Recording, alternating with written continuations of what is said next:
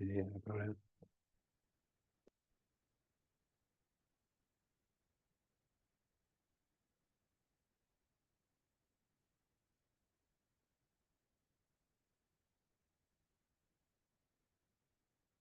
Hola, buenas tardes a todos. Vamos a empezar más un nuevo seminar. Hoy, con gran placer, presento al profesor Marco Bianchi de la Universidad San Sebastián. Gracias por aceptar la invitación. No, gracias a ustedes por invitarme. Gracias, Ricardo, por organizar todo, por pronunciar mi apellido correctamente, sobre todo. Y gracias a Claudio por creer bastante en mi trabajo, aunque, como verán, intenté que la charla resulte de alguna forma atractiva un poco para los matemáticos. Sin embargo, la forma de encarar los problemas de física en matemáticos es bien distinta. El nivel de rigor de esta charla va a ser pésimo para ustedes. Sin embargo, lo que quiero rescatar es que, como verán, cualquier avance que se pueda hacer en matemáticas, de cualquier rama, teoría de números, lo que sea, siempre es bienvenido en física porque tarde o temprano lo vamos a ocupar. ¿Okay? Y la parte en la que me voy a centrar es el hecho de que en algunos cálculos de teoría cuántica de campos, que voy a definir en un segundo, aparecen Z de Riemann, y eso para nosotros ya es teoría de números. ¿Okay? Para ustedes no seguramente, pero digamos, esto ha despertado el interés de algunos físicos matemáticos que intentan aplicar algunos conceptos de teoría del número en una rama de la física teórica que se llama teoría cuántica de campos. ¿Okay? Ya, entonces que no funciona. ¿O puedo usar el teclado? Sí. ¿No? Ah, ya, ahora funciona perfecto. Entonces, este es el plan más o menos de la charla. Voy a explicar qué es la teoría cuántica de campos, por qué se ocupa, cuáles son los desafíos y cómo se calcula en la teoría cuántica de campos. Y vamos a ver que efectuando estos cálculos emergen naturalmente algunos números tipo Z de Riemann o sus extensiones. Y finalmente voy a concluir con algo sobre lo que trabajo, que es una teoría muy específica en la cual aparecen propiedades bonitas y algunas de ellas quizá tienen alguna relevancia por de números, pero eso lo vamos a ver después. Entonces, para introducir un poco qué es lo de qué se trata la física de altas energías y lo que hace, esencialmente lo que estudiamos y intentamos hacer es de determinar cuáles son los constituyentes fundamentales de la materia y cómo interactúan entre ellos. ¿Okay? En un segundo voy a definir por qué la llamamos física de altas energías, pero la física es una ciencia empírica, antes que todo, quizá a diferencia de la matemática. Y entonces, la forma principal con la cual intentamos sondear la naturaleza de la materia y sus interacciones es a través de experimentos. ¿Okay? Yo personalmente no me ocupo de esta parte, pero otros físicos sí lo hacen. Tenemos varias maquinarias bastante sofisticadas para investigar la naturaleza de la materia, de la cual destaco dos formas de hacer experimentos típicos, que son colisionadores e interferómetros. Uno consiste en hacer lo que harían unos niños para averiguar qué hay dentro de la materia, pegarle un martillazo y ver qué sale.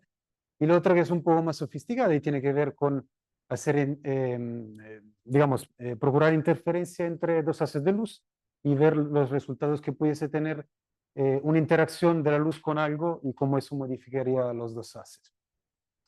Esto siempre ha sido así en la historia de la física moderna.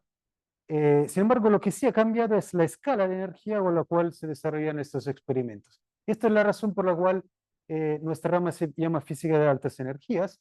A medida de que uno quiera investigar la naturaleza en escalas de longitud siempre más chicas, o sea, pasar de átomos, o sea, de moléculas a átomos, núcleos y objetos subatómicos, uno tiene que investigarlo con experimentos que involucren escalas de energía siempre más altas. ¿Por qué? Bueno, una forma de verlo, aunque no es muy precisa, pero es una forma con la cual lo explican habitualmente los físicos, es considerar el principio de incertidumbre de Heisenberg.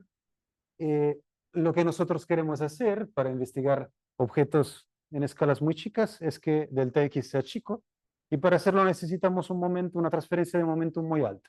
La transferencia de momentum por energía cinética es equivalente a altas energías, Y esa es la razón por la cual se construyen colisionadores siempre más grandes y experimentos que involucran escalas de energías siempre mayores. Una forma de verlo distinta es pensar en lugar de partículas en términos de luz. Nosotros estamos haciendo los experimentos para investigar la naturaleza de la materia todo el tiempo, simplemente observando los objetos. Esa observación simplemente es, nosotros tenemos un detector de luz en nuestros ojos y estamos viendo cómo la luz incidente por alguna fuente es reflejada y llega hasta nosotros. Obviamente nosotros tenemos sensibilidad en el rango del visible y esto permite una investigación limitada de la naturaleza en su forma más elemental.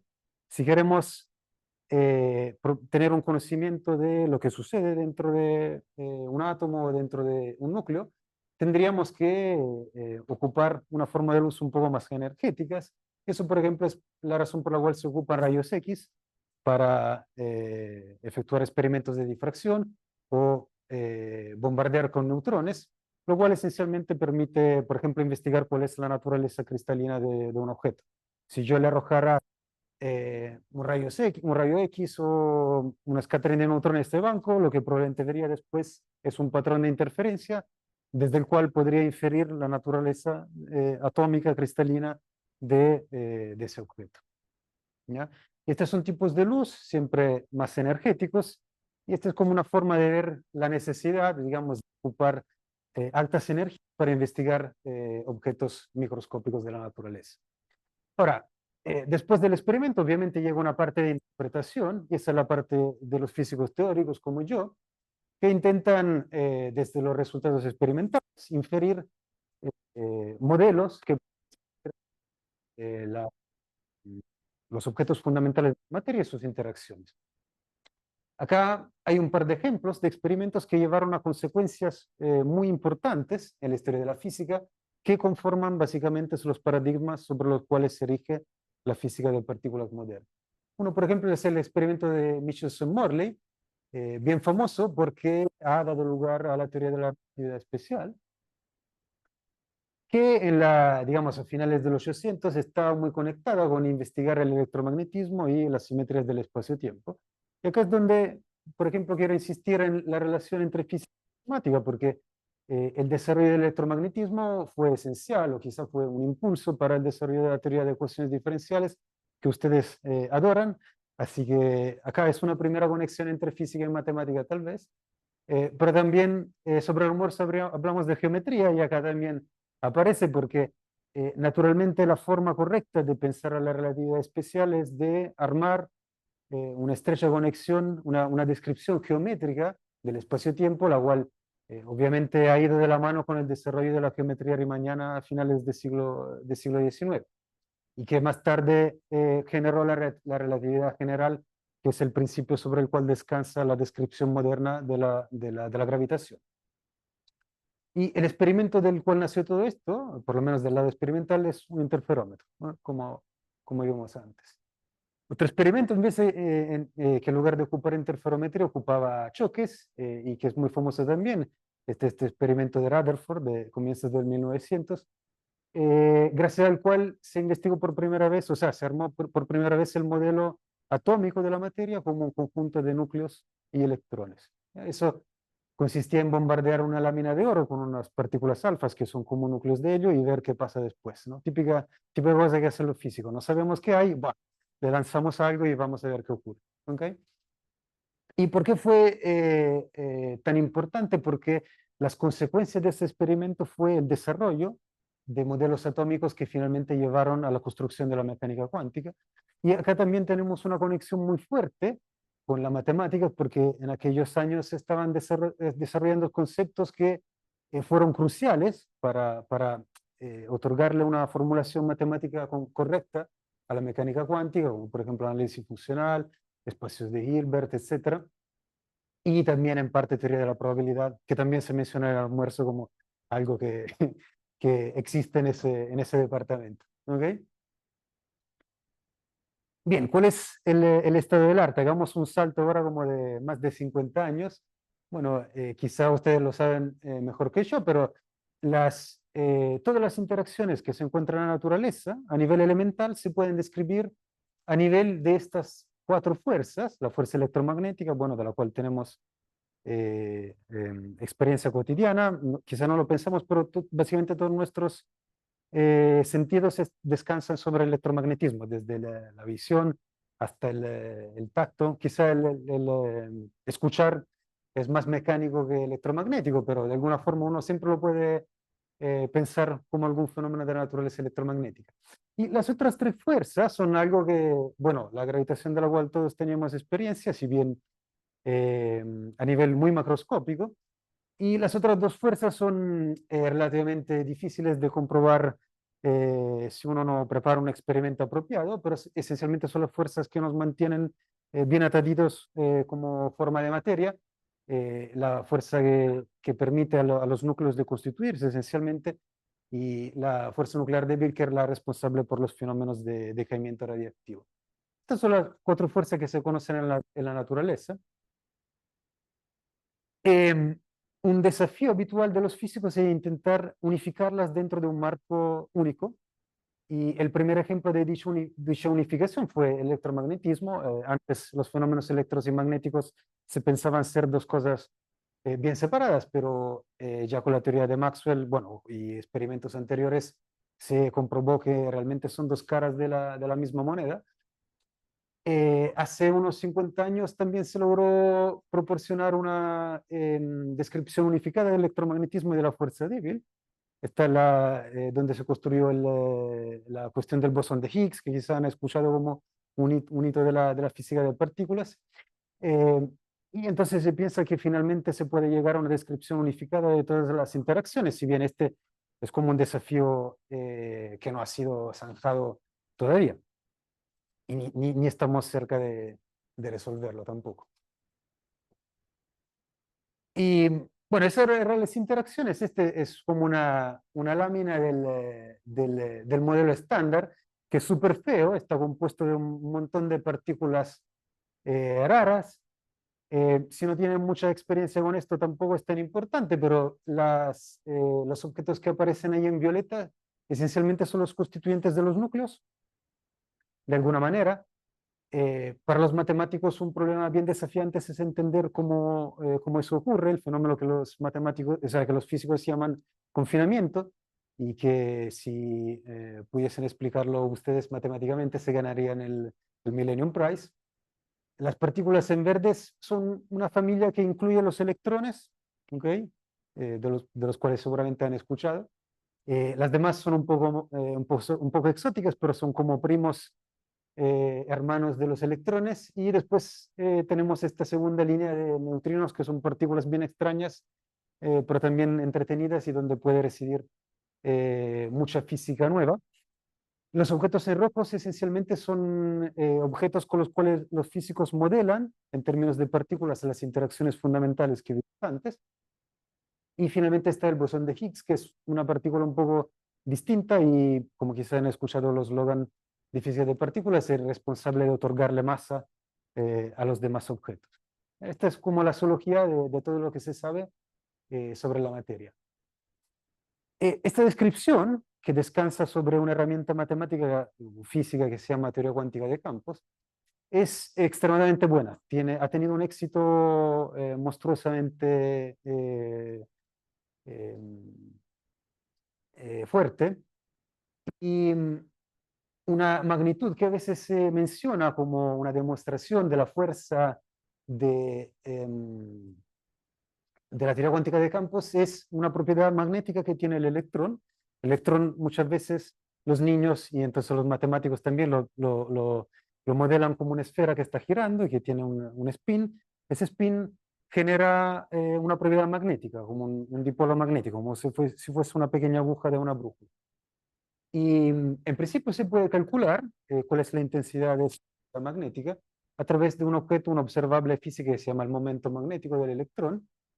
Y esa ha sido como digamos, la cantidad física que se puede medir y corroborar en experimentos con el nivel de precisión más grande logrado en la historia. Esta es una comparación de resultado experimental y la predicción teórica, y bueno, y como se puede ver, están correctos hasta un número de dígitos increíbles. ¿Ok? De hecho, estas son mediciones, creo, antiguas, de hace unos 10 años que se encuentran en Wikipedia, pero hay algunas que son más modernas y corroboran que el modelo estándar realmente describe muy bien algunos aspectos de la física de partículas. Otro hito fue el bosón de Higgs, que fue muy publicitado hace unas docenas de años. Y, no obstante ese éxito, el modelo estándar tiene un montón de problemas, ¿ya? De naturaleza conceptual o técnica. Acabo de recordar solo algunos. Un problema conceptual fundamental es que no incluye la gravitación. ¿Okay? No existe hoy día una forma de incluir la gravitación en el modelo estándar. En particular, la forma con la cual los físicos dicen esto es que no existe una teoría consistente de gravitación cuántica. ¿Okay? Eso no es un problema que acontece en los experimentos que se pueden realizar hoy día con los colisionadores, pero se proyecta que, digamos, si uno pudiese realizar un experimento con altísima energía, energía del orden de la que se llama la escala de Planck, ahí entonces uno debería poder apreciar efectos de gravitación cuántica que en naturaleza probablemente existen en los agujeros negros cerca de la singularidad, ¿ya? No cerca del horizonte, sino que realmente cerca de donde la curvatura se vuelve infinita. Y esto no está en absoluto contemplado dentro del modelo estándar. Existen propuestas de modelos de gravitación cuántica. Una muy famosa, obviamente, es la teoría de cuerdas, que funciona, o sea, describe en efecto una teoría consistente cuántica de la gravitación, pero tiene aspectos que son difíciles de conciliar con la realidad de la fenomenología, cuestión de las 10 dimensiones, etc. ¿Okay? Entonces, este es un primer desafío no menor, porque la gravitación obviamente es una de las fuerzas más importantes que conocemos, pero no está incluida dentro del modelo estándar de partículas. Otra quizás más difícil de apreciar, pero el modelo estándar tiene unos aspectos que son muy pocos naturales. Por ejemplo, sus parámetros, que serían las masas de las partículas y las intensidades de las fuerzas, son muy distintos entre sí. Por ejemplo, entre la escala donde aparecen fenómenos cuánticos de la gravitación y donde aparecen fenómenos cuánticos de las otras fuerzas, tienen una brecha como de más de 16 órdenes de magnitud, y esto es difícil de explicar de una forma natural. A uno le gustaría tener un modelo donde los cerca de uno y uno es 10 a la 100, el otro 10 a la menos 30, ¿no? Eso es poco natural. Y eso se repercute en un conjunto de cosas que no funcionan muy bien. Una, por ejemplo, es la física de neutrinos, la masa del Higgs, la simetría entre materia y antimateria. O sea, se predice que el universo en su comienzo debiese tener una cantidad de materia y antimateria igual, ¿no? Gracias. Ahora nosotros solamente tenemos materia y no tenemos, o sea, no existe acá un marco Bianchi de antimateria para decirme que se preserva. Entonces tiene que haber pasado algo durante la historia del universo que ha creado esta simetría. Las interacciones no lo prevén.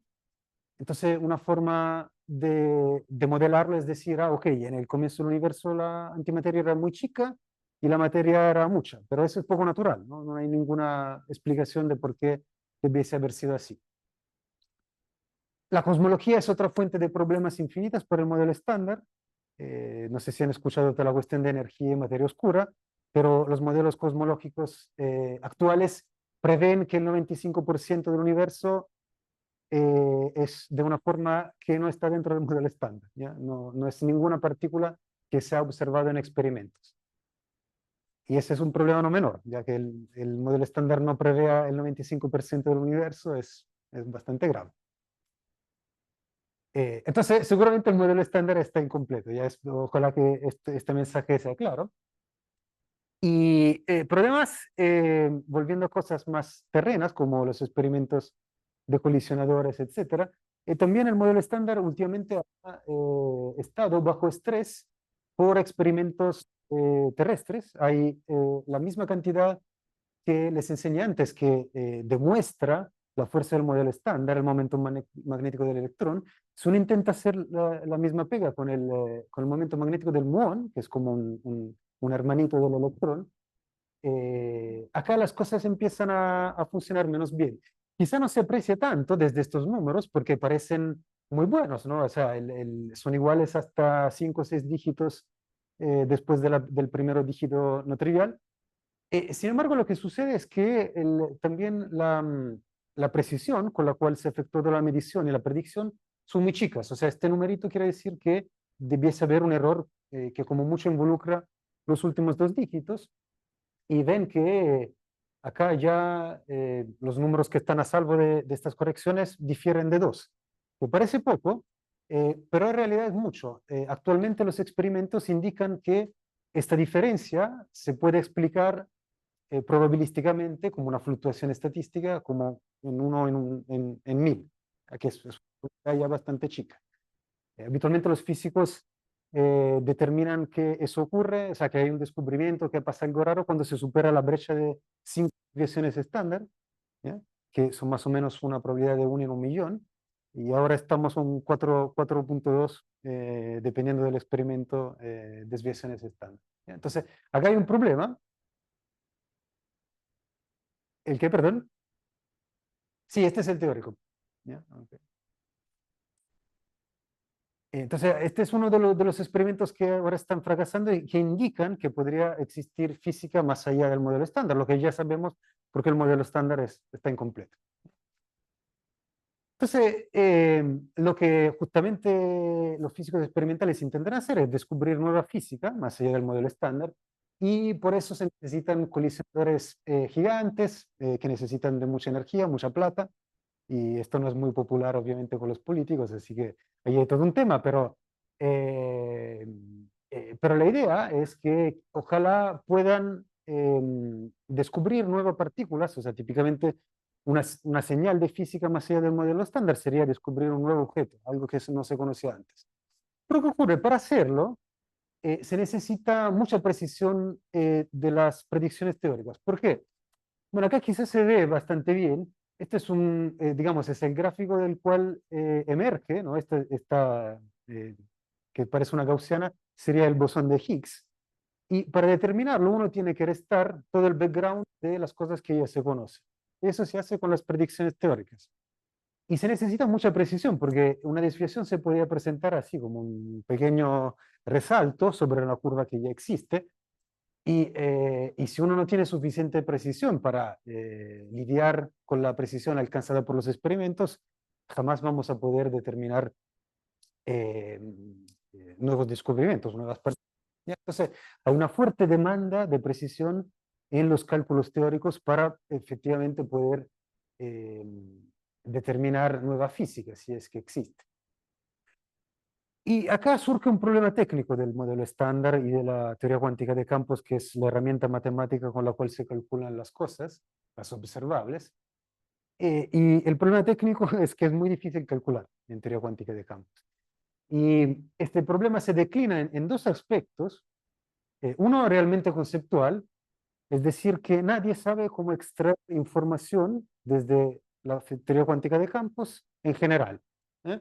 Solamente lo sabemos hacer en régimen de interacciones débiles, donde podemos aplicar lo que se llaman técnicas perturbativas, es decir, determinar observables como una serie de potencias en algún parámetro que es chico. Entonces uno puede truncar en algún momento la expansión y alcanzar cierto nivel de precisión.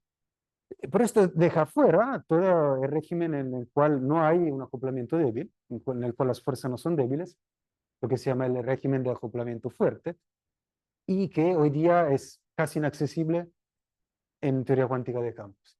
Y esta es toda la parte de la física interesante para ganarse el Millennium Prize, lo que determina el confinamiento, por ejemplo, de hadrones. O sea, hadrones son como partículas parecidas a núcleos. Eso no quiere decir que no sepamos nada sobre esta área. Existen técnicas para darle un sentido no perturbativo a la cromodinámica cuántica, por ejemplo, que es, por ejemplo, el approach de Lattice, lo cual consiste en discretizar el espacio-tiempo, ¿okay? Y eso permite regularizar ciertas cantidades infinitas que ocurren ubicuitamente en teoría cuántica de campos, y después uno puede botar toda una computadora, hacer simulaciones muy costosas en términos de tiempo, energía y plata, y finalmente llegar a alguna predicción. Y exacto.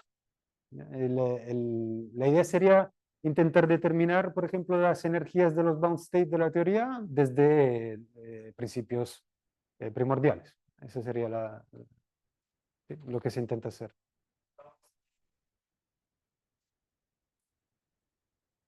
O sea, no, o sea, el mass gap justamente es eso. Todos los bound state están, o sea, hay un mass gap, ¿no? Entre cero y los primeros bound state. Esa es la idea. Exacto, exacto. Este es el principio del confinamiento. Si no hubiese confinamiento, uno tendría partículas que se pudieran desplazar con su momento, con su energía, y eso te daría lugar a un espectro continuo de energía. Sin embargo, la teoría confina, entonces no existen objetos libres en el límite infrarrojo de QCD. Pero bueno, por lo menos existe todo un área donde si las interacciones son débiles, y en muchos casos sí lo son, o uno puede cocinar un experimento para que lo sean, y entonces uno pueda efectuar cálculos teóricos, efectivamente ahí la teoría cuántica de campos funciona y puede proporcionar buenas predicciones de las observables, como las que les enseñé antes, que es muy exitosa. Sin embargo, lograr alta precisión en los cálculos es técnicamente difícil. Cuesta mucho esfuerzo, recursos computacionales, y es un área, digamos, de intensa actividad, porque realmente se ha llegado a un nivel de precisión donde es progresar y avanzar. Y acá, en este régimen, teoría cuántica perturbativa, es donde quiero demostrarles una conexión con teoría de números o con algunas ramas de la matemática. Y en esta charla no voy a decirles de lejos qué es la teoría cuántica de campos, simplemente voy a proporcionarles un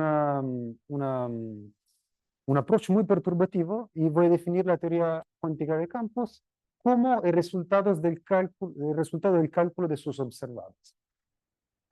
Una receta para calcular cosas de forma perturbativa que pasa a través de lo que se llaman los diagramas de Feynman, que son estos dibujitos que pueden ver en la pizarra de cualquier departamento de física teórica, y que intenta reproducir de alguna manera como la suma de todas las historias de mecánica cuántica que van a contribuir a una amplitud de probabilidad, por ejemplo, del choque de dos objetos en otros dos. Aquí existe toda una maquinaria para hacerlo, y no les voy a proporcionar los detalles. Eh, Hay unas reglas, justamente un algoritmo para realizar este proceso, y finalmente todo se reduce a calcular una algebrita sencilla, o sea, a veces es complicada, pero es algorítmica, se puede hacer con una computadora, más algunas integraciones multidimensionales. Y acá es donde me voy a enfocar ahora, y es digamos, esta es la parte difícil de realizar los cálculos. Pero si finalmente uno logra hacer todo esto, calcula una amplitud de probabilidad, y en general esta amplitud será una función de los parámetros externos de nuestro cálculo, que típicamente son las masas de los objetos y los momentos de las partículas, o sea, sus velocidades. ¿Ok? Sí. Ajá.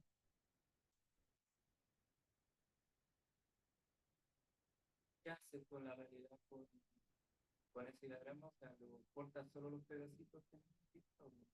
O sea, las partículas te refieres a la lámina con todas las partículas del modelo estándar. Eh, o sea, este proceso, por ejemplo, debería modelar, ¿no?, el choque de un electrón con un fotón. ¿Ok? Y este sería el primer diagrama que contribuye a orden cero. Y si tu pregunta era cómo participan todas las demás partículas, las correcciones cuánticas de este proceso involucrarían tarde o temprano casi todas las demás partículas. ¿Ok? Sí, porque, bueno, como te decía antes, a la pizarra uno empieza a construir bucles, y ahí tarde o temprano uno podría cocinar una interacción donde finalmente aparecen las otras partículas. Lo que sucede es que cuanta más estructura hay dentro de un grafo, cuanto más está suprimida por potencias de estas constantes de acoplamiento que son débiles. Entonces, probablemente las primeras correcciones donde apareciese un, no sé, un bosón W o qué sé yo, serían a orden bastante alto.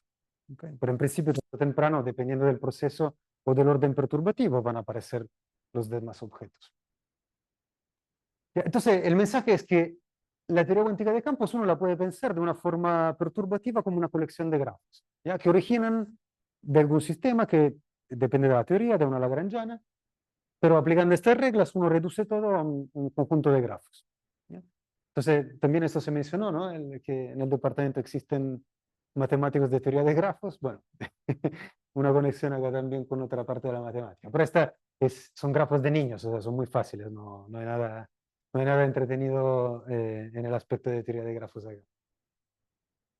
Y ahora voy a hacer una reducción a un problema mucho más sencillo, que es solamente considerar procesos donde no existen masas externas y donde solamente hay una partícula que evoluciona. Entonces, por ejemplo, acá esto lo dibujé en vertical. Esta línea podría ser, por ejemplo, no sé, probablemente un electrón o un quark, qué sé yo, y esta sería una corrección cuántica a su propagación, esencialmente. ¿Por qué son interesantes estos subconjuntos de observables? Porque matemáticamente son mucho más fáciles de calcular. Esencialmente se reducen a algún número que multiplica una potencia del momentum de ese objeto. Y nada más. ¿Okay? ¿Por qué no tenemos suficiente estructura externa como para construir funciones complicadas de los invariantes relativistas que podrían aparecer acá? ¿Okay? Además, este tipo de diagramas o de procesos es crucial para determinar algunas observables fundamentales de las teorías de campos, que son, por ejemplo, las que determinan la evolución de los parámetros según la energía. Ahora, una cosa que se apreció en teoría cuántica de campos hace unos 50 o 60 años es que las constantes de la física no son constantes. Dependen de la escala de energía a la cual uno las mide. Por ejemplo, la carga del electrón medida acá o medida en un experimento de alta energía son distintas. ¿Cómo se relaciona la una de la otra? A través de una ecuación diferencial. Y lo que está a la derecha de la ecuación diferencial son esta función beta o objetos de ese tipo. Y estas observables, que son cruciales para una teoría cuántica de campos, se pueden calcular a través de procesos de este tipo, más o menos. ¿Okay? Y finalmente dan lugar a números. Acá es donde quiero hacer la conexión con teoría de números, justamente. Una pregunta que un físico respetable debiese tener acá es qué tipo de números van a entrar posiblemente dentro de las observables de una teoría cuántica de campo. ¿Okay? Entonces, si nos enfocamos en este número que está acá enfrente, podemos hacer como un mapeo entre teoría cuántica de campos y números. Y la pregunta justamente es esta: ¿cuál es el contenido aritmético? O sea, ¿qué números pueden aparecer en este tipo de observables? ¿Okay? Y desde el punto de vista de la física, el problema es muy complejo porque el abanico de grafos que puede aportar a una de estas cantidades es gigantesco. Entonces, si uno le pregunta a un matemático, oye, resuélveme este problema, ¿cuáles son los números que entran? Te va a mandar a la chachu. Y un matemático respetable quiere algo más acotado donde poder trabajar. Y los matemáticos encontraron una forma de hacerlo, que es limitarse a un subconjunto más sencillo de grafos, de los que les presenté, que básicamente quitan toda la información que viene de la teoría, o sea, si es quantum electrodynamics, quantum chromodynamics, whatever, ¿ok? Y reducirse a unos grafos, sencillamente, que satisfacen algunas propiedades. Una de ellas es que el número de lados que tienen es igual como al número de bucles cerrados que se pueden formar. Este es como un requerimiento técnico que no tengo tiempo para explicar. Otro requerimiento es que no contengan subgrafos divergentes, que tampoco lo expliqué, pero bueno, lo menciono, y que los vértices tengan conectividad máxima 4. Este es un requerimiento físico, no se conoce ninguna teoría que describa la realidad que involucre interacciones con más de 4 partículas. Es un hecho. ¿Ya? Entonces, los matemáticos se reducen a este conjunto de lo que llaman grafos primitivos, y la idea es que estos son suficientes para predecir qué tipo de números puede aparecer en estas observables que determinan la renormalizabilidad se llama de una teoría. ¿Okay? O sea, la función beta, todas estas cosas que determinan la evolución de los parámetros de la teoría según la escala de energía. Entonces, bien que encontrar una forma de reducir el problema a algo más acotado y que se puede estudiar. Entonces, la idea es que a cada uno de estos grafos se puede asociar una integral unívocamente definida, y la forma de hacerlo es a través de un mapeo, un algoritmo que desde un grafo determina el integral. En particular determina un polinomio, que es este que aparece acá en el denominador, que en física se llama polinomio de Simancic o de Kirchhoff, porque en realidad todos estos, o sea, la teoría de grafos que subyace a todo esto ya había sido desarrollada por Kirchhoff, que si estudiaron electro 2, o sea, perdón, si estudiaron electrodinámico, física 2, son las leyes que determinan la resistencia de los circuitos, etcétera, y justamente son grafos, y son muy parecidas a la tratación de estos grafos que son involucrados en las integrales de Feynman. Entonces acá tenemos un integrando, ¿no? Con un integrando que es algún polinomio, un dominio que habitualmente es un simplexo y alguna forma diferencial sobre la voy a integrar. Y entonces vamos a tener un objeto totalmente... Ah, perdón, algo que no les dije es cómo construir ese polinomio. Hay una forma algorítmica de hacerlo, de teoría de grafos, que trata de sumar sobre los que se llaman spanning trees, o sea, los diagramas de árbol que se pueden construir dentro del grafo y que no forman bucles cerrados. Pero eso no importa, o sea, eso ya se sabe, hay como un procedimiento algorítmico para pasar de un grafo a una integral. Y esta integral es totalmente algebraica, o sea, el integrando, perdón, y define lo que en literatura de la matemática de integrales de Feynman se llama un periodo. Este también es un resultado histórico del hecho de que estas integrales, como por ejemplo integrales elípticas, aparecen cuando uno intenta calcular periodos, por ejemplo, de órbitas elípticas, justamente. Entonces de ahí viene el término, o sea, números que pueden emerger de integrales que podrían ser integrales elípticas o cosas más enredadas aún.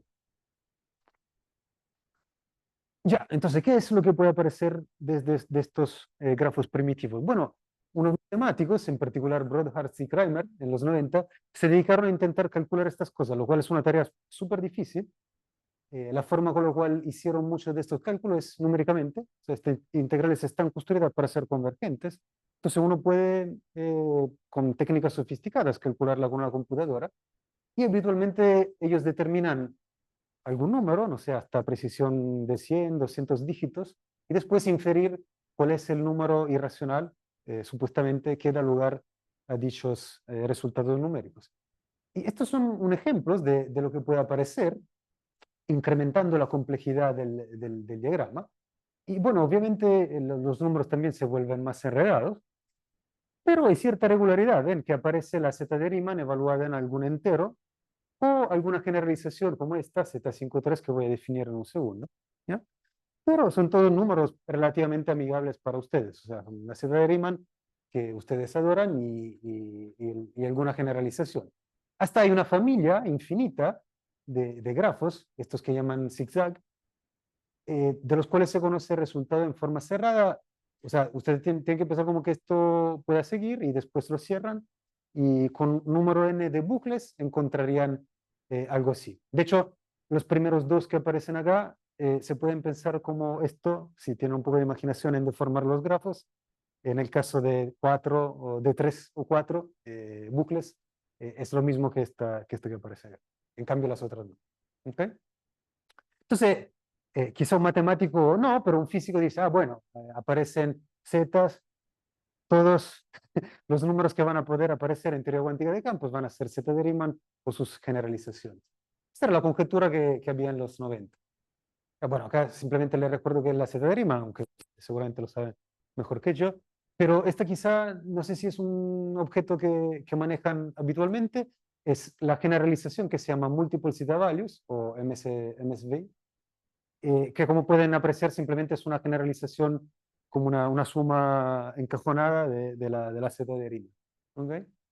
Y a estos objetos uno le puede asociar una profundidad, que es esencialmente el número de objetos que están acá adentro, y el peso, que esencialmente es la suma de todos los exponentes que aparecen ahí en el denominador. Esto va a ser importante después, así que lo menciono acá. Y justamente como les decía, había una conjetura que solamente podían entrar zeta de Riemann y generalizaciones en teoría cuántica de tipos massless. Sin embargo, quizá sorpresivamente en 2003 se halló que no es así. O sea, los matemáticos demostraron que es imposible que eso ocurra. Entonces, tienen que existir números más allá de estos que aparezcan en teoría cuántica de campo. Y esto dio lugar a todo un conjunto de matemática y de gente que intentó clasificar de alguna manera los periodos, o sea, estos posibles números que entran en la teoría Φ4. Φ4 quiere decir que son grafos que tienen conectividad 4, como mucho, como máximo. Y ya se conocen algunos ejemplos, o sea, más allá de múltiples zeta values, también hay polilogaritmos evaluados en raíces complejas de la unidad que no caben dentro de esta categoría. Polilogaritmos elípticos evaluados en algún argumento algebraico que tampoco están ahí dentro, y quizá algo más que todavía no ha sido bien determinado. Y sin embargo, pese al hecho de que hay un abanico infinito de números más allá de múltiples zeta values que pueden aparecer, los resultados experimentales, o sea, las comprobaciones haciendo los cálculos, indican que en realidad el conjunto de números que aparece es bastante constreñido. Hay muchas restricciones y solamente aparecen combinaciones específicas de estos números. Y entonces hay unos cuantos matemáticos, en realidad son como un puñado, son como 4 o 5 personas entre Reino Unido y Alemania que trabajan en esto, pero los físicos le prestan mucha atención porque saber qué números pueden aparecer en los cálculos perturbativos puede ayudar harto en efectuar estos cálculos, ¿no? Entonces, por ejemplo, acá menciono un par de cosas que aparecen naturalmente. Por ejemplo, jamás se observa z de 2 en los cálculos perturbativos y no hay una explicación, o tampoco se observan z de 2 que multiplica una z impar. Es un hecho, digamos, experimental, entre comillas, que no tiene una explicación matemática, que sin embargo está siendo investigada por varios matemáticos. Entonces, de acá se desarrolló toda una teoría que yo manejo muy poco, y acá me pierdo, pero lo que entendí que quieren hacer es como extender estos números a un contexto un poco más regulado, o sea, donde hay más propiedades, y desarrollar una teoría de Galois de estos números. Eso sería como a grandes rasgos lo que esta gente intenta hacer. Ya pues, en realidad las integrales físicas son un poco distintas de estas primitivas, y seguramente no han alcanzado el nivel de precisión donde uno puede empezar a ver estos números más extraños. Este es un ejemplo, o sea, la función beta, esta que determina la evolución de la constante de acoplamiento, por ejemplo, de QCD, o sea, la Quantum Chromodynamics. Es esta, fue calculada hasta precisión 4 o 5, bueno, depende de cómo uno le cuente. Y ven que solamente aparecen Z de Riemann, en realidad, ¿ya? Entonces, el nivel con el cual la física está intentando alcanzar estas predicciones matemáticas todavía está bastante atrás. Eso sí, hay una diferencia fundamental entre estos objetos idealizados que calculan los matemáticos y lo que calculan los físicos, porque todas las integrales que aparecen en física son divergentes y tienen que ser regularizadas, y una forma común de hacerlo es de cambiar la dimensión del espacio-tiempo de 4 a 4 menos 2 epsilon, donde epsilon es un parámetro ni siquiera real, es complejo en principio. Entonces, para los físicos teóricos vivimos en dimensión compleja, y uno entonces intenta evaluar las integrales. ¿Eh? No, claro, uno puede ser cualquier cosa, parte real mayor a un medio y listo. Y ahí donde converge se calcula y después se continúa analíticamente. Esa es la idea. Entonces, los resultados habitualmente que los físicos producen son esta serie de potencia o serie de Laurent en este parámetro de deformación dimensional que se llama regularización dimensional.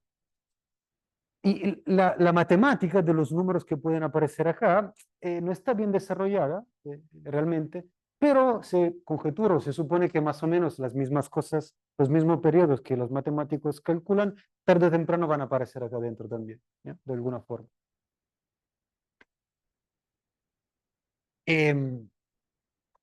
Hay cosas bien misteriosas que aparecen. Por ejemplo, un resultado experimental que a mí me gusta mucho es que con esa herramienta, o sea, con este parámetro de regularización dimensional, es posible deformar las Z de Riemann impares perturbativamente.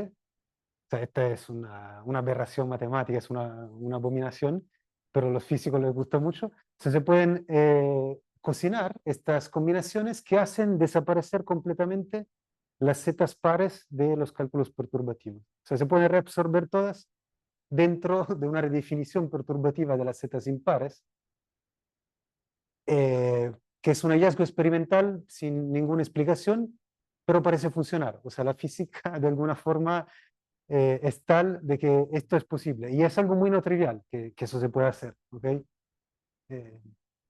Este es un ejemplo de patrones que se han observado, pero no tienen mucha explicación matemática. Y allí, sí.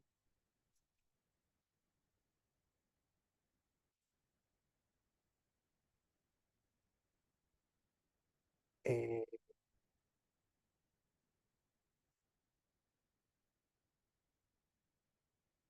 infinitos, no sé. O sea, esta es como la redefinición mínima que te permite hacerlo perturbativamente.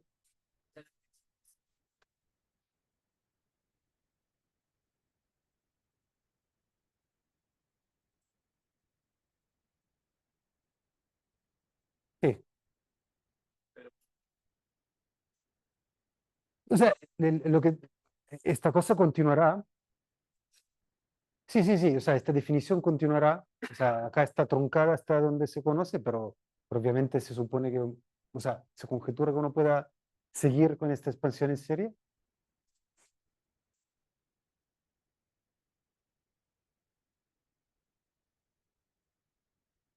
No lo sé. No sé, si es una definición perturbativa de números así con un parámetro adicional que nos gusta a los físicos, pero no es que haya una teoría bien desarrollada de qué tipo de función sea, ni mucho menos. Simplemente es un patrón que se ha observado y que resulta misterioso porque es altamente no trivial que eso se pueda hacer. O sea que en todos los cálculos perturbativos conocidos, uno se puede deshacer de todas las z pares que aparecen a través de esta redefinición única. Claro, una forma de ver esto se puede demostrar, entre comillas, a través de esta redefinición, efectivamente. Y bueno, en lo que queda de la charla, que es muy poquito, les voy a hablar de una teoría que no es física, o sea, no describe la realidad en la que vivimos, pero que les gusta mucho a los físicos teóricos porque tiene propiedades matemáticas bien divertidas. Esta se llama Yang-Mills máximamente supersimétrica. Ahora, Yang-Mills es la teoría que describe la cromodinámica cuántica esencialmente.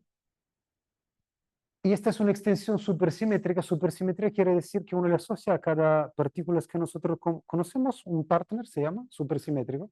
Entonces, para cada electrón existe un superelectrón, que es un bosón, o sea, obedece una estadística de Fermi, Bose, no sé si saben de lo que estoy hablando, si no, no importa.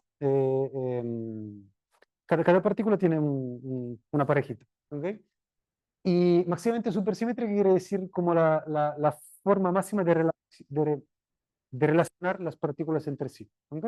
Entonces, todo el contenido de partícula de esta teoría está relacionada por ciertas simetrías que se llaman supersimetrías. Entonces, es parecido a QCD, pero tiene un contenido de quarks distinto y tiene 6 escalares, por alguna razón, que obviamente no son físicas.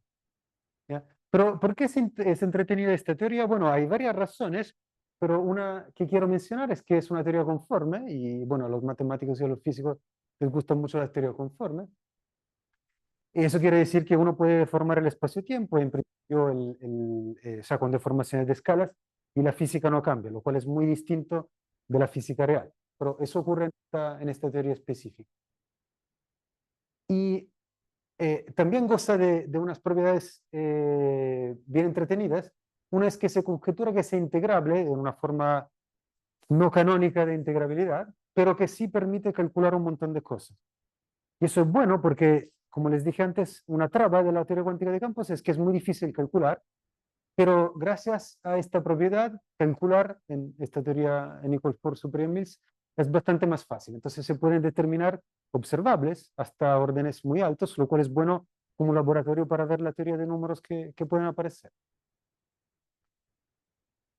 Entonces, es un ejemplo, por ejemplo, de la dimensión de un operador que se puede calcular con órdenes mucho más altos de lo que sería ni siquiera posible en QCD.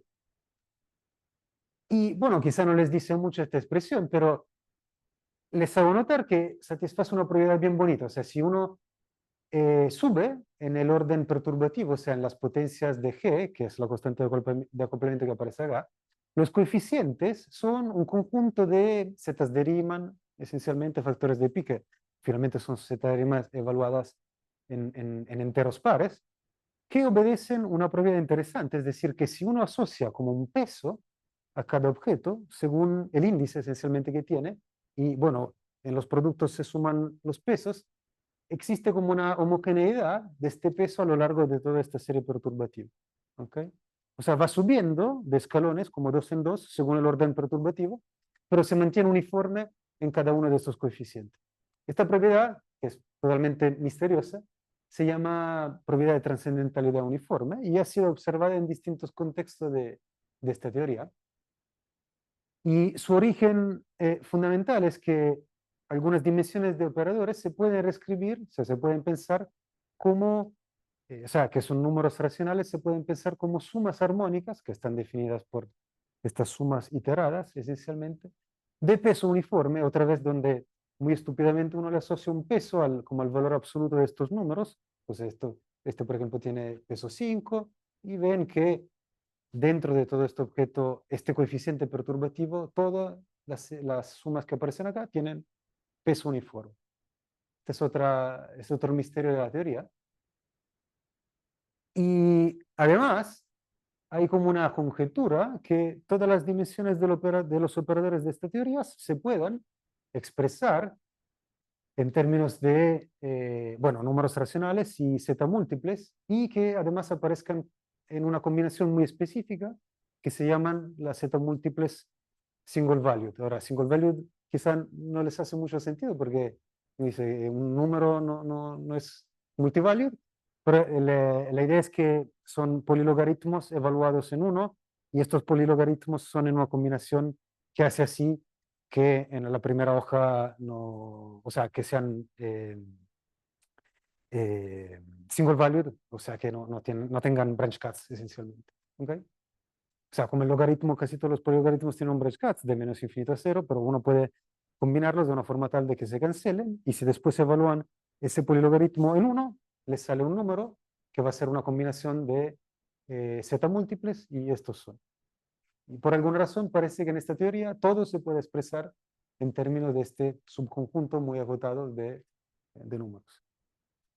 Y bueno, en lo que queda, que realmente son 2 minutos, quería publicitar mi trabajo. El año pasado estaba calculando una cosa, una función de correlación, que es lo típico que uno calcula en teorías conformes, de algunos operadores, perturbativamente y en regularización dimensional. Y lo que obtuve haciendo los cálculos otra vez son algunas series del parámetro epsilon de regularización dimensional que parecen verificar otra vez esta propiedad de trascendentalidad uniforme. O sea que todos los coeficientes que aparecen acá son z de Riemann hasta orden 3, que es lo que pude calcular yo, que parecen obedecer esta propiedad de regularidad que no tiene ninguna explicación matemático-física conocida por el ser humano, y quizá tampoco por fuera de los seres humanos. Entonces esta es mi conjetura, que esta cantidad que estuve calculando yo se suma ya a otro conjunto de objetos en esta teoría que satisfacen esta propiedad, que me parece muy interesante. Había unos términos que había puesto con un círculo en rojo, que son los dominantes, y que son bonitos porque ven que parecen obedecer algún patrón, ¿no? Z de 3, Z de 5, Z de 7. Entonces tiré los coeficientes a la enciclopedia de secuencia entera, y parece que hay un número acá combinatorio que satisface estos primeros 3 coeficientes. eso quizá para ustedes les pone los pelos de punta que uno haga interpolaciones con, con 3 datos, pero bueno, los físicos hacen cosas peores. Y entonces esta era mi predicción para esos términos, para todos los órdenes. Y efectivamente parece que unos colegas hayan logrado demostrar por lo menos esta conjetura con una técnica distinta de la que estaba ocupando yo. Y bueno, más o menos esta es la conclusión. O sea, quizá ojalá les haya comunicado que la teoría cuántica de campos es entretenida, no solamente porque describe la física de partículas, sino que hay toda una teoría de números que tiene que subyacer a ella, de la cual se conoce relativamente poco. Y bueno, una de las propiedades que acá les presenté es esta de trascendentalidad uniforme que aparece en este modelo muy específico y poco físico de la realidad que los físicos teóricos estudian. Y no es solamente un capricho matemático, o sea, esto realmente se puede apalancar para calcular cosas. Y entonces es una propiedad que ha sido bastante estudiada, por lo menos en física teórica, en la última década. Y, y nada, como les dije, la teoría cuántica de campo es un laboratorio para la teoría de números, de alguna forma. Y ese es el mensaje principal quizá que quería comunicar. Así que cualquier avance, obviamente, siempre es bienvenido, porque tarde o temprano, como ven, percola hacia la física y ahí hay alguien que lo va a estar ocupando y va a ser útil para incrementar nuestra capacidad de cálculo y quizá descubrir nuevas partículas o cosas por el estilo. ¿Sí? Entonces, esta es la conclusión. Muchas gracias por escucharme.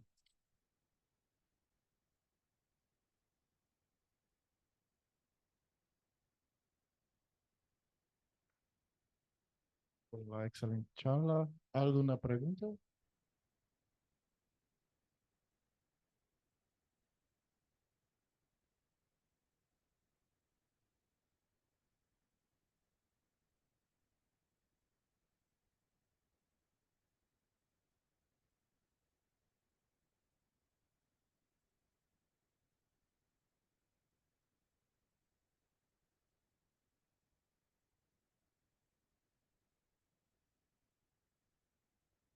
O sea, ocupar otro...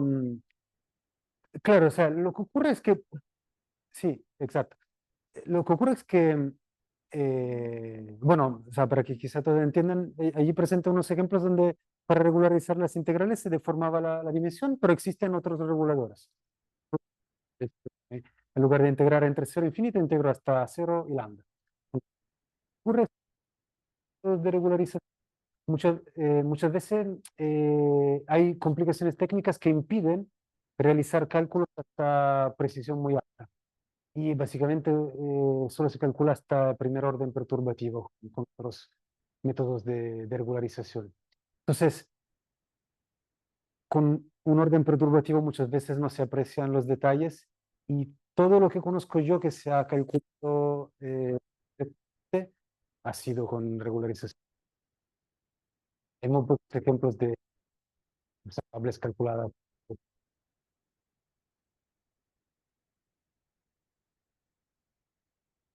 sobre, eh, con otros reguladores. Por ejemplo, bueno, eso no porque es un detalle muy técnico, pero bueno, si conoces un de teoría de campos perturbativa, no solamente hay un regulador, sino que también existen los esquemas de organización. Entonces, en este caso, por ejemplo, hay en, en toda la álgebra de Feynman emergen, porque hay vectores y matrices, y el álgebra que obedecen en principio debería ser un álgebra del espacio-tiempo en 4 dimensiones, pero si uno deforma en 4 menos 2 epsilon, tiene que darle un sentido a estos tensores en 4 menos 2 epsilon dimensiones. Y hay formas distintas de hacerlo, y algunas preservan de alguna manera muy poco rigurosa y muy física, preservan la supersimetría y otros no. Y los cálculos que yo realicé y que exhiben esa propiedad de trascendentalidad uniforme son en ese esquema específico que preserva la supersimetría. Pero si uno quebrara eso, ya se desmadra todo y se pierde la trascendentalidad. Entonces parece algo muy delicado que efectivamente depende del esquema de regularización.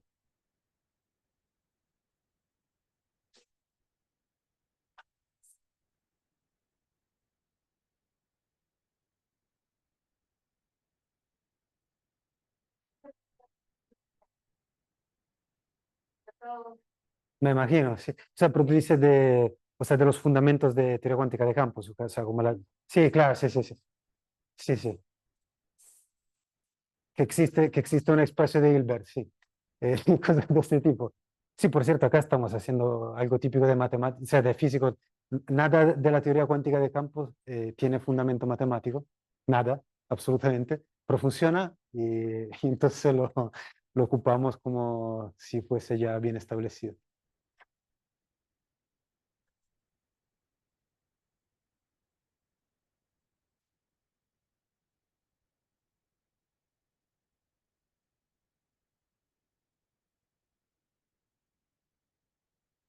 Perdón, repite la pregunta, o sea, si uno integra.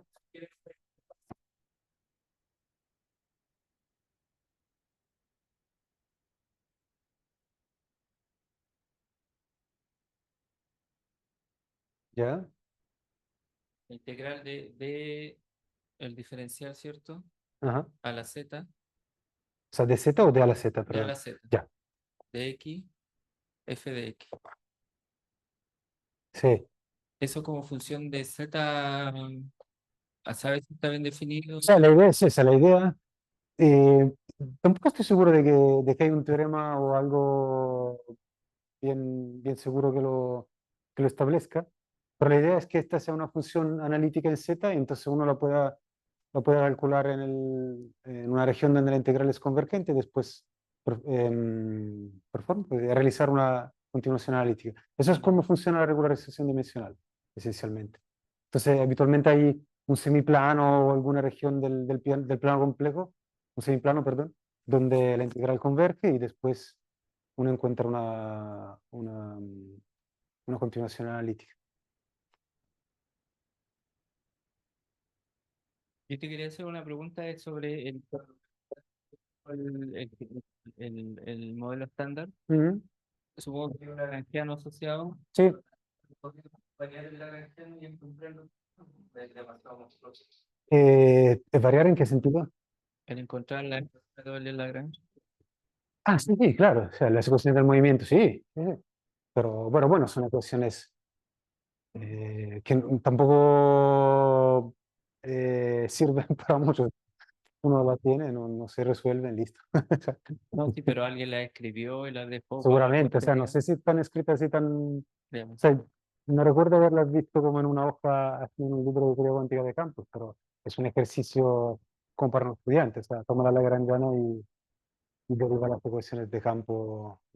O sea, bueno, para el sector de Ian Mills son ecuaciones de Ian Mills, tampoco es nada complicado. Y para los varios campos, no sé, tendrás Klein-Gordon más un potencial para los escalares, Fermi, o sea, la ecuación de Dirac para los fermiones con algún potencial. Eso es todo. Ya, ok. Pero bueno, son ecuaciones acopladas, no lineales, todo lo que quieras, así que no... O sea, no es esa la ruta que uno toma habitualmente en teoría cuántica de campos para intentar resolver las cosas, salvo algunas aplicaciones como solitones, esas cosas donde uno puede encontrar soluciones clásicas de las ecuaciones de movimiento. Perfecto.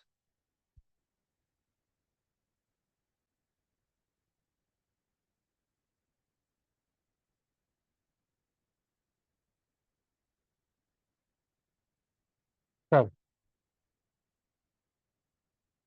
No hay una partícula cuántica que aparezca.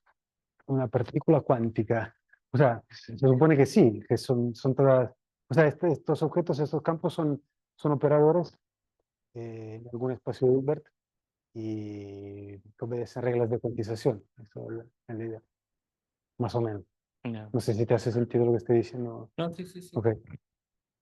¿Y nunca te apareció un z de menos algo, menos uno, menos dos? Claro, no, los resultados siempre, o sea, en este contexto, eh, esencialmente no, o sea, siempre son zetas evaluadas en enteros positivos y mayores a 1, ¿no? Donde sí aparecen z negativas son algunas aplicaciones de, por ejemplo, de modelos de matrices donde uno puede reformular algunas observables en términos de sumas infinitas que aparentemente divergen y entonces uno intenta darle sentido con regularización por z de Riemann. Entonces ahí aparece z de menos 1, z de menos 2, cosas de ese tipo. Un ejemplo clásico es la dimensión crítica de la teoría de cuerdas, ¿no? Donde hay un 24 ahí que emerge porque es menos 1 partido en 12.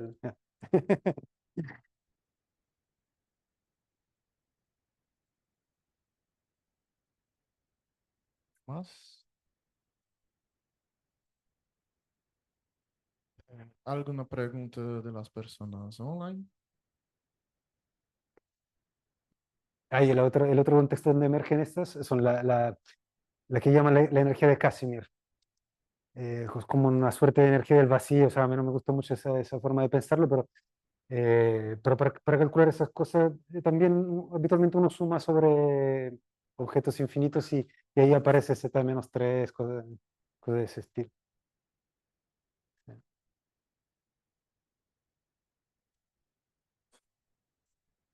Gracias, profesor. No, gracias a ustedes.